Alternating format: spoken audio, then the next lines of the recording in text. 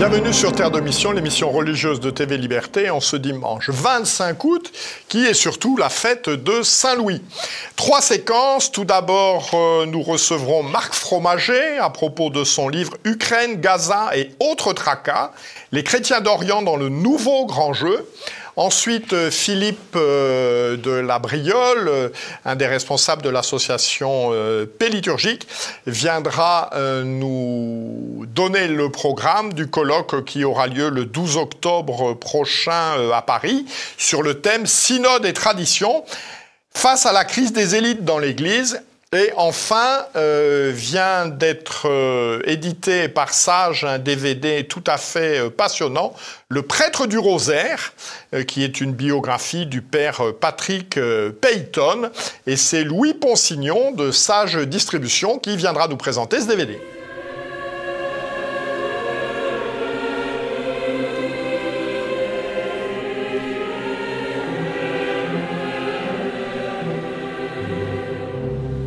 Bonjour Marc Fromager. Bonjour. Donc vous venez de publier aux éditions Salvator, Ukraine, Gaza et autres tracas, les chrétiens d'Orient dans le nouveau grand jeu. De quel grand jeu s'agit-il ? Alors, il y a des concepts un peu géopolitiques simples dans ce livre. En introduction et en conclusion, le grand jeu, c'était l'affrontement entre les Russes et les Britanniques en Asie centrale au 19e siècle, autour d'une zone tampon qui a fini par s'appeler l'Afghanistan. Et aujourd'hui, on assiste à un nouveau grand jeu. C'est au même endroit, c'est en Asie centrale. Les Russes sont toujours là, les Américains ont remplacé les Britanniques, mais il y a également les Chinois, donc un troisième acteur. Pourquoi est-ce que c'est important ? Parce que, alors là c'est le deuxième concept géopolitique, c'est les concepts britanniques qui ont été repris par les Américains. C'est la question de qui veut gouverner le monde doit absolument contrôler le continent eurasiatique. C'est ce qu'ils appellent le Heartland, donc le cœur. Vous voyez. Et autour de cette terre du cœur, du centre du monde, vous avez ce qu'ils appellent le Rimland. Le Rim, c'est la marge, la bordure. Et ça concerne l'Europe de l'Est, dont l'Ukraine, tout le Proche et Moyen-Orient, l'Inde et la Chine. Et en fait, au milieu, il y a l'Iran. Et en fait, on se rend compte qu'aujourd'hui, que les Américains sont un peu en train de perdre l'unipolarité du monde, le contrôle sur le monde entier, avec l'apparition d'un monde un peu multipolaire, l'émergence des BRICS, etc. En fait, la plupart des conflits se situent sur ce fameux Rimland, sur cette marge. L'Ukraine, typiquement, la Chine en attente avec la question de Taïwan, le Proche et Moyen-Orient et bien sûr l'Iran. C'est tous ces pays-là. Et c'est justement les pays où il y a des chrétiens d'Orient. Alors pourquoi c'est intéressant de prendre cette perspective ? Parce qu'il faut en prendre une. Et l'avantage, c'est que ce sont des autochtones, des habitants de ces pays, qui n'ont pas forcément d'enjeux politiques, parce qu'ils sont devenus très minoritaires dans la plupart de ces pays. D'ailleurs, dans tous ces pays, sauf l'Europe de l'Est. Ouais, non, Liban, ils sont plus que 25%. Ah oui, ils sont minoritaires. Mais donc l'Europe de l'Est, l'Ukraine et la Russie, même si c'est pas une guerre religieuse, c'est là où ils sont encore très nombreux. Mais l'avantage, c'est que du coup, ils nous disent ce qu'il se passe sur place. Ils ont quelques griefs contre l'Occident parce qu'on ne les a pas beaucoup aidés. Les guerres en Syrie, en Irak, etc., c'est quand même des aventures militaires occidentales, essentiellement américaines, dont ils ont payé le prix. Pas qu'eux, toute la population de ces pays, qui est essentiellement musulmane, mais eux, comme minorité, c'est un peu la double peine, vous voyez. Donc ils nous en veulent un peu, mais quand même ils nous pardonnent, et surtout, ils nous posent la question, c'est l'objet de ce livre, mais qu'est-ce que vous devenez ? Mais pourquoi est-ce que vous êtes en train de vous suicider, vous voyez ? Nous, au moins, on sait qui on est, on sait en qui on a mis notre foi. Alors, votre livre est en fait constitué de 12 lettres qui sont envoyées par les chrétiens d'Orient. Ces 12 lettres, vous les avez réparties en 4 patriarcats.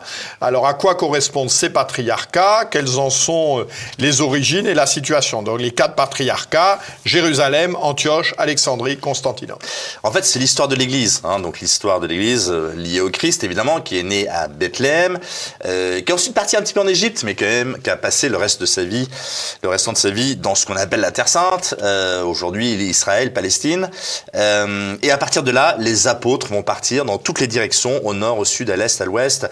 Saint Thomas, par exemple, qui est l'évangélisateur de ce qu'on appelle aujourd'hui l'Irak, l'Iran, l'Inde, et il a même été jusqu'en Égypte, vous voyez, avant de revenir se faire martyriser en Inde. Et donc, de ces premiers temps de l'Église sont nés 5 patriarcats, Un à l'ouest, c'est Rome, et ensuite les 4 qui étaient en Orient, où est née l'Église, ces fameux 4 patriarcats, donc Jérusalem, qui est un peu la maison mère, on va dire, ensuite Antioche, qui était à l'époque en Syrie, et qui maintenant se situe en Turquie. De là, tous les pays, la Syrie, l'Irak, l'Iran, tous ces pays-là étaient rattachés à ce patriarcat. Ensuite, Alexandrie, c'est l'Égypte, c'est Saint Marc qui ensuite va évangéliser tout autour du Nil jusqu'en Éthiopie. Enfin, pas Saint Marc lui-même, mais les premières communautés chrétiennes. Et enfin, Constantinople, qui, à la chute de l'Empire romain d'Occident, va demeurer un peu le centre des chrétiens d'Orient jusqu'en 1453, la chute de Constantinople. Et ensuite, il y aura Moscou qui se veut la 3e Rome en prenant la suite de Constantinople. Alors, que nous disent ces chrétiens de leur situation ? Alors, ça dépend des pays, bien sûr. Oui. Dans beaucoup de pays, typiquement la Syrie, l'Irak, nos interventions occidentales ne les ont pas aidés ces dernières années. Juste un exemple, en 2003, en Irak, il y a encore 1,5 million de chrétiens. La plupart sont catholiques d'ailleurs, de rite chaldéen, c'est un rite oriental. Et bien aujourd'hui, 20 ans plus tard, il en reste 150 000, ça veut dire 90% de la communauté chrétienne a disparu. Alors bien sûr, dans un environnement compliqué, un environnement de guerre, il y a des guerres entre musulmans, entre sunnites et chiites, c'est une guerre ethnique aussi entre arabes et kurdes, beaucoup d'influences régionales, mais tout de même, c'est l'intervention américaine qui va mettre le feu aux poudres, finir de détruire ce pays, et tout cela ne va pas servir les chrétiens. Encore une fois, toute la population va souffrir, notamment la population musulmane, mais comme minorité, les chrétiens se retrouveront dépourvus de toute espèce de secours et disparaîtront. Les autres pays, c'est un peu différent. Alors, au Liban, on l'a déjà expliqué, de majoritaires qu'ils étaient au début de la guerre du Liban il y a 50 ans, maintenant c'est un quart maximum. Donc c'est vraiment en train de réduire, même dans un pays comme le Liban. En Égypte, il y a encore 20% de chrétiens. Mais aussi au Liban, parce que leur taux de natalité est plus faible que celui des musulmans. Les Palestiniens sont arrivés, il y a des réfugiés syriens, oui. Mais intrinsèquement, même s'ils n'étaient restés qu'avec leurs sunnites et leurs chiites, leur proportion baisserait quand même. Tout à fait. Et puis il y a eu aussi beaucoup d'émigration. Souvent c'était des classes un peu plus aisées, beaucoup de contacts à l'étranger, de la famille, en France, au Canada, etc.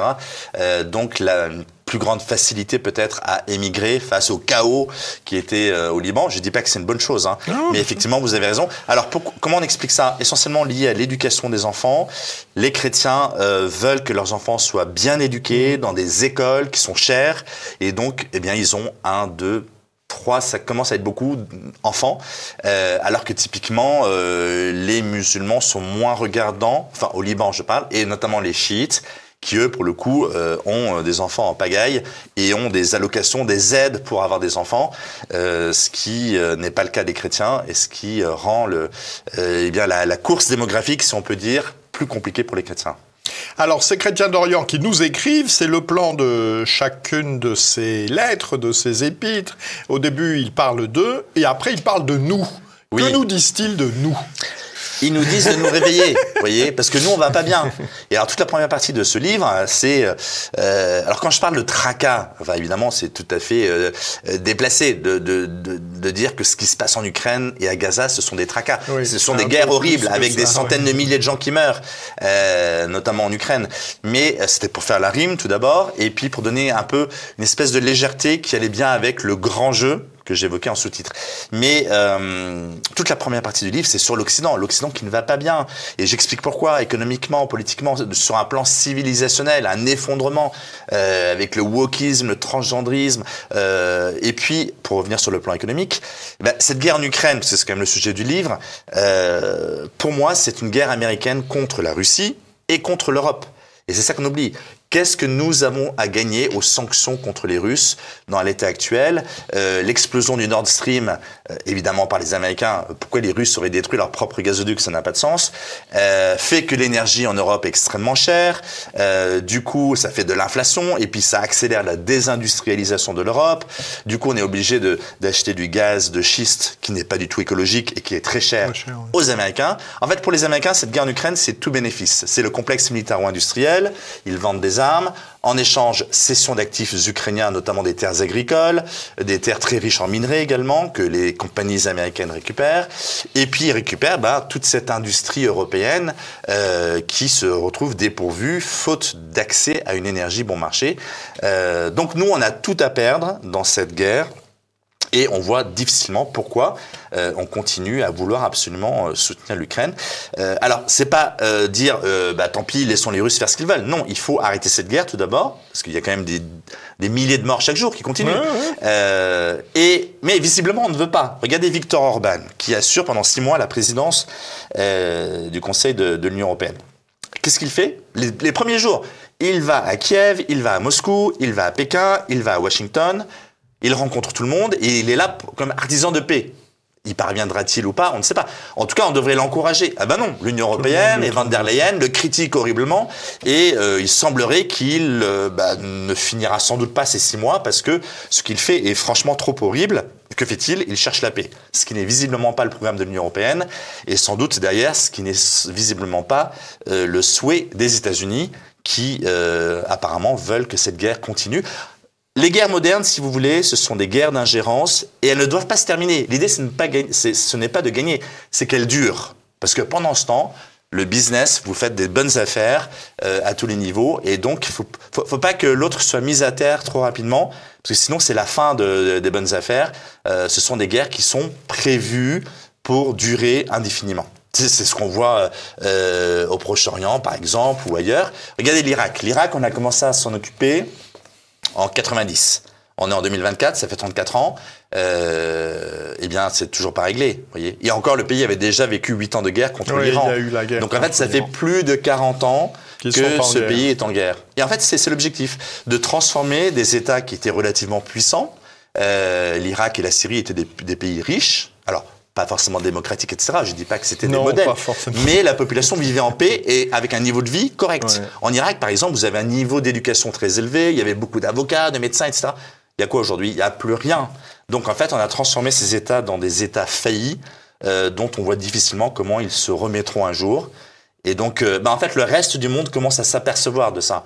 Et donc, derrière nos grandes déclarations occidentales, se détachent les BRICS, je l'ai déjà dit, dont vous parlez, Brésil, Russie, Inde, Chine, Afrique du Sud, mais auxquels se sont joints l'Arabie Saoudite et l'Iran, les Émirats Arabes Unis, l'Égypte. Et aujourd'hui, vous avez tout le Sud global, l'Amérique du Sud, l'Afrique, le reste de l'Asie, qui se dit cherchons un contre-modèle parce que l'Occident, on en a un peu assez des ingérences occidentales et de leurs leçons de morale que visiblement ils n'appliquent pas eux-mêmes. Très bien. Merci beaucoup. Nous allons devoir en rester là. Donc je renvoie nos téléspectateurs à ces 12 épîtres, puisque c'est ça, donc envoyés par les chrétiens d'Orient à leurs frères d'Occident, Marc Fromager, Ukraine, Gaza et autres tracas. Merci beaucoup. Merci à vous. Merci.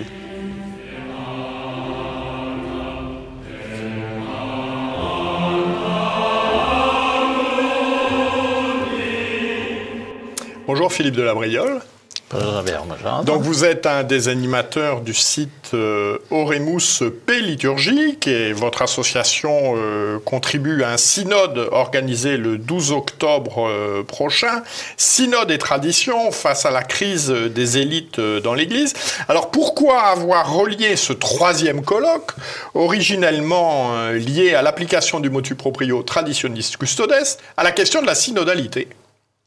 Alors, tout simplement parce que la synodalité, qui représente un espèce de concept désormais mis à toutes les sauces, est une autre manière que celle qui avait été adoptée par Traditionis Custodes pour finalement déstabiliser ce qui reste de catholique et de traditionnel dans l'Église catholique de France. Voilà. Donc cette synodalité, en définitive, disons-le simplement, c'est un piège. Voilà. On va nous écouter très Voilà, largement. puisque nous serons en plein au moment du synode sur la synodalité qui aura lieu à Rome au mois d'octobre. Tout à fait. Alors, que va-t-il en sortir ? Vraisemblablement pas grand-chose, parce que déjà une forte bronca s'est manifestée. Le synode n'est pas là pour régénérer l'Église, hein. Il est là, au contraire, pour cranter des acquis, c'est-à-dire, finalement, l'Église d'hier avait des mœurs détestables, a fait également une politique détestable, etc., etc. Tout ça contribue d'une certaine manière à donner l'illusion que demain, on comprendra mieux et qu'on vivra mieux les lubies qui, depuis Vatican II, occupent les ambons, les micros et éventuellement les chairs. Alors, pouvez-vous nous rappeler quelles sont les associations organisatrices de cet événement, puisqu'il y a plusieurs associations? Oui, tout à fait. Et alors, ces associations sont diverses. Elles n'ont pas toutes, il faut bien le reconnaître, sur la situation des vues et des stratégies stéréotypées. Hein. Par contre, elles ont toutes en commun de considérer que la messe traditionnelle est la clé de voûte de l'action missionnaire de l'Église et de sa cohérence générale, tant pour ses fidèles que vis-à-vis de ceux qui, de l'extérieur, pourraient être tentés de la rejoindre. Donc en définitive, ces associations, nées d'initiatives diverses, tendent à réhabiliter finalement l'estime, l'affection, la vénération que méritait une messe millénaire, hein, contrairement à ce que d'aucuns voudraient laisser croire. Voilà, la façon dont l'Église a prié pendant 2 millénaires ne peut pas disparaître sans qu'il y ait quelque part un schisme, une apostasie, une rupture et, somme toute, un sabordage. Voilà. Donc, toutes ces associations, plus ou moins combatives, hein, plus ou moins diplomates, tendent au même résultat, à savoir que la messe traditionnelle soit d'accès libre. Voilà, donc pour mémoire, cette convergence des résistances, on peut appeler ça comme ça, absolument. Donc les associations Notre-Dame de Chrétienté, Una Voce, Oremus Liturgique, Lex Orandi, Academia Christiana et Renaissance catholique. Alors quel est le programme de cette journée? Qu'est-ce qui va se passer?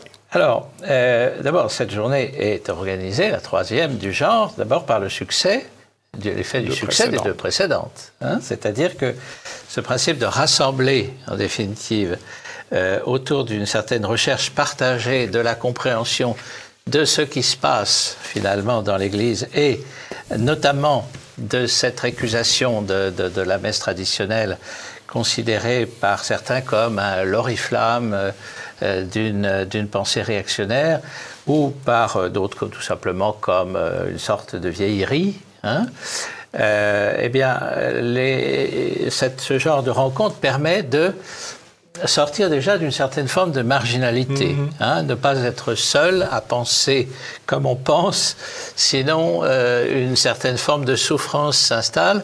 Et pour les familles qui sont frappées par cette souffrance, en définitive, eh bien, l'effet concret et immédiat, c'est que la foi et la joie dans la foi, je dirais, ne se transmet plus. Voilà. Donc, concrètement, l'objectif, c'est de montrer dans quelle mesure cette messe, qui est l'axiologie générale de l'Église, en définitive, et axiologie du reste, qui reste partagée par un certain nombre de prêtres qui même ont adopté le nouveau rite, hein, mais qui ont tous en commun soit de le célébrer sous la forme la plus traditionnelle, hein, ce pourquoi, somme toute, elle n'est pas faite, puisque finalement, l'essentiel du nouveau rite est de s'adapter à son public. Bon. La messe traditionnelle ne s'adapte pas à son public. Elle entraîne tous ses fidèles vers le sacrifice renouvelé du Christ dans un chemin de salut. Et ça, c'est le casus belli, évidemment.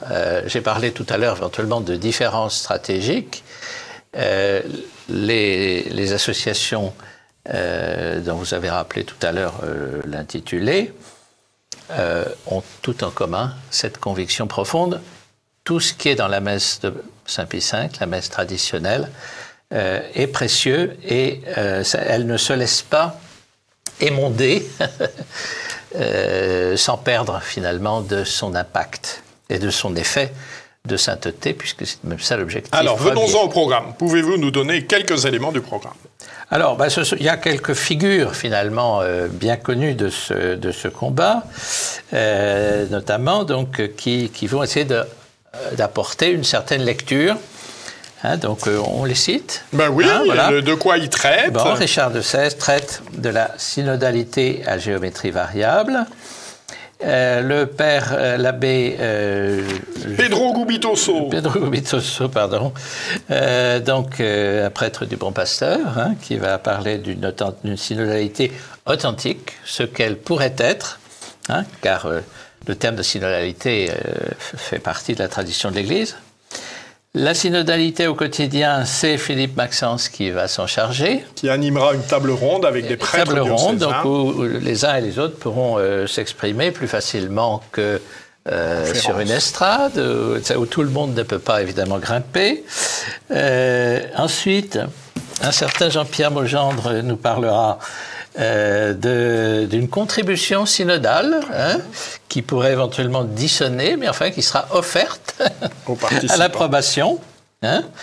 Voilà. Ensuite, Philippe Darentière, bon, qui s'est spécialisé dans l'évaluation des situations concrètes, hein, dans les diocèses, et qui fédère finalement les différents témoignages, les approches qui ont bien fonctionné, celles qui au contraire ont rencontré des difficultés importantes, celles qui parfois ont tourné à la catastrophe, ça arrive. Voilà. Et puis voilà, donc une table ronde avec des gens de toute la France qui vont expliquer comment ça se passe chez eux. Qui vont parler du terrain. Voilà. Voilà. Un témoignage, donc, Olivier Frère Jacques, j'ai été converti par la messe traditionnelle. Voilà, là aussi une table ronde avec des convertis, comme l'an dernier. Qui justement sont revenus à la foi, hein, parfois ce qu'on appelle des recommençants, hein, ou au contraire des baptisés, des nouveaux baptisés, hein, qui ont été happés par la grâce, hein, dans le cadre de célébrations traditionnelles. Et la conclusion pour Jean de Taurier, donc ancien responsable. Président de Notre-Dame de Chrétienté. À cette date-là, il le sera encore, plus pour très longtemps, je pense. Voilà. Alors, comment s'inscrire à cet événement et comment y participer? Alors, le lieu.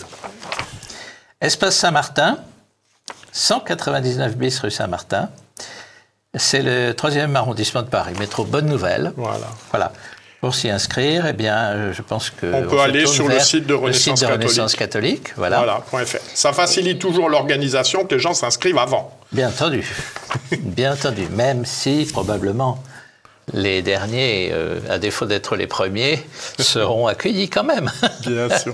Je rajoute 2-3 éléments. Il y aura, comme les années précédentes, des stands des associations, une grande librairie religieuse, et c'est un plus par rapport aux années précédentes. Ça n'était pas possible à la Maison de la Chimie. Il y aura une buvette et une possibilité de se restaurer sur place, de manière à faire de cette journée également un moment d'étude, de prière, mais aussi de convivialité. Et voilà. Et nous nous y retrouverons. Mais avec plaisir. Merci beaucoup. Je vous en prie. Merci Philippe.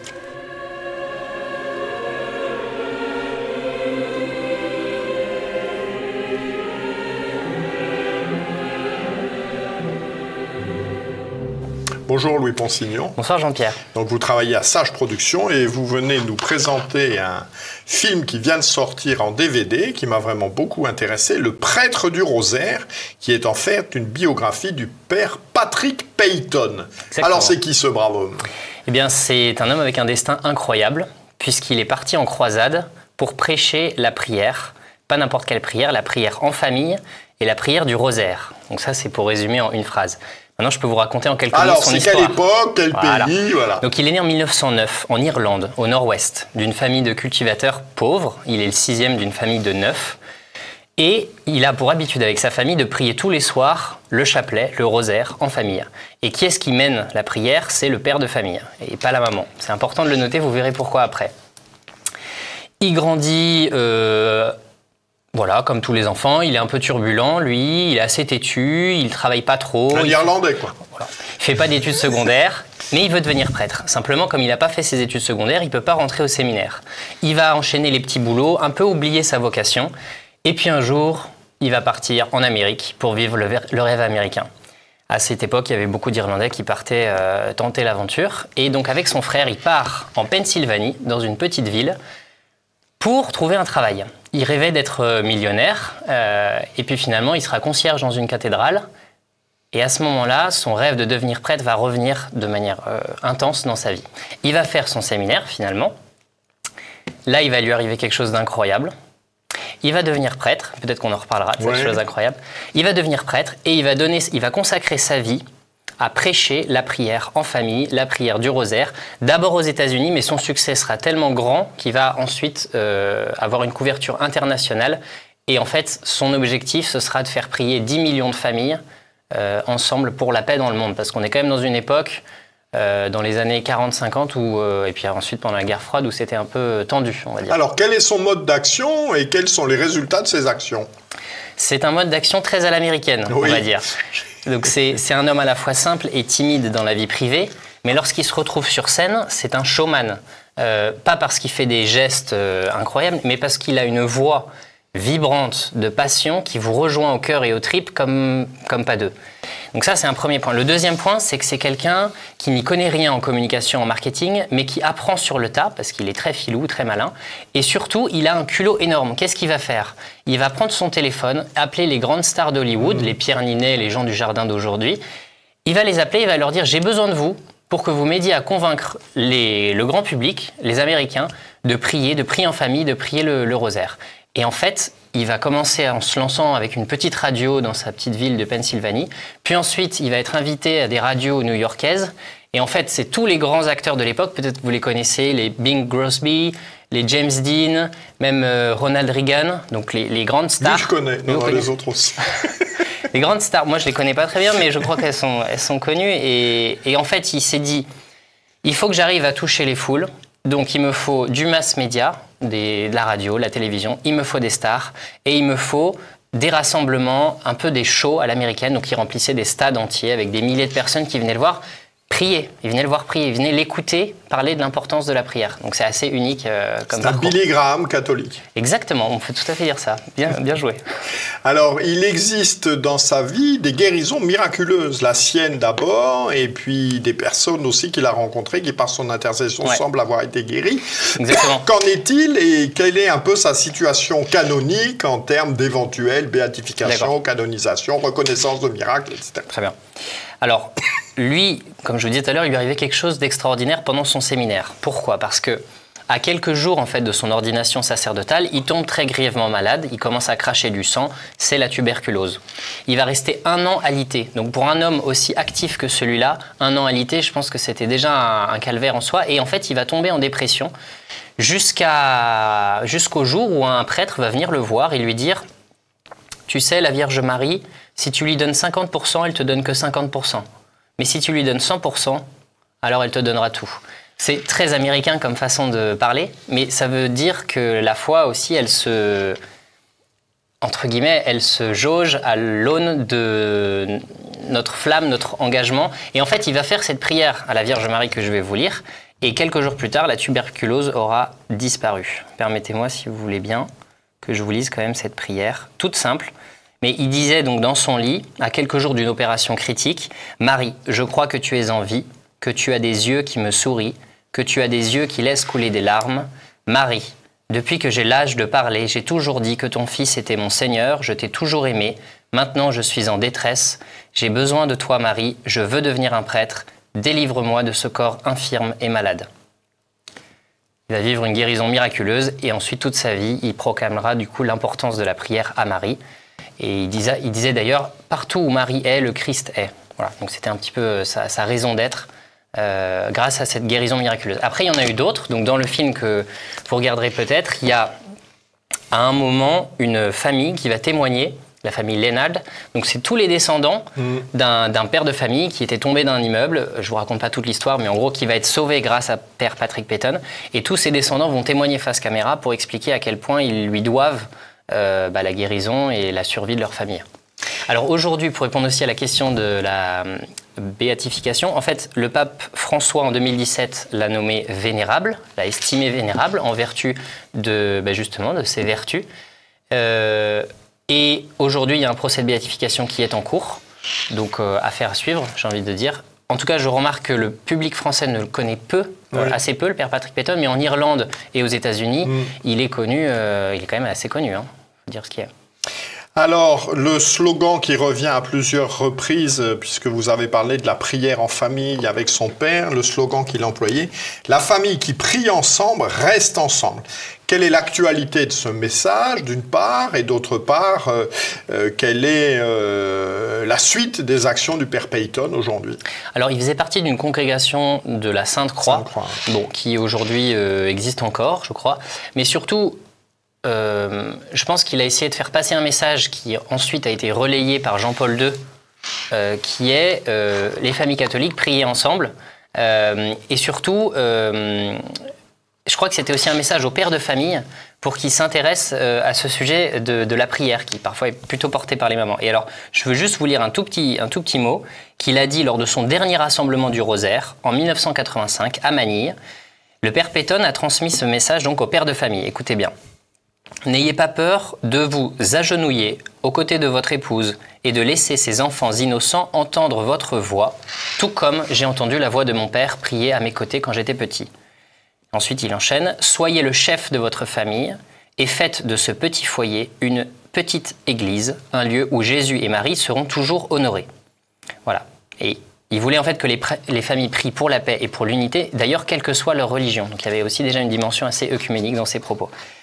Et moi, je voudrais aussi vous préciser qu'il y a aussi des dominicains, un ordre qui existe depuis le Moyen-Âge, qui a une dévotion toute particulière au rosaire et qui organise un pèlerinage en octobre à Lourdes, qui s'appelle le pèlerinage du rosaire, où il y a des milliers et des milliers de pèlerins qui continuent cette pratique donc, de la prière du chapelet, du rosaire, et à mon avis, qui fait beaucoup de bien à notre planète. Voilà, le mois d'octobre étant le mois du rosaire, en souvenir de la bataille de Lépante. En 1571. D'ailleurs, cet événement l'avait beaucoup marqué petit, puisqu'il s'est toujours dit, mais en fait, on peut faire changer le cours de notre histoire, de notre monde, grâce à la prière. Exactement. Voilà. Merci beaucoup. Donc, je renvoie nos téléspectateurs, donc un DVD disponible chez Sage Distribution, Le prêtre du rosaire, est sous-titré « Une famille qui prie reste unie, père Patrick Peyton ». Merci beaucoup. Je vous en prie, merci. Merci.